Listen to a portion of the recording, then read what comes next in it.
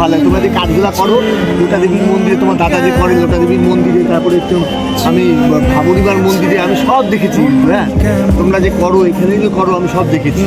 হ্যাঁ, ভালো লাগাও। হ্যাঁ, এইভাবে করো, দেখবা যে জীবনে তোমরা দুই ভাই পারবা।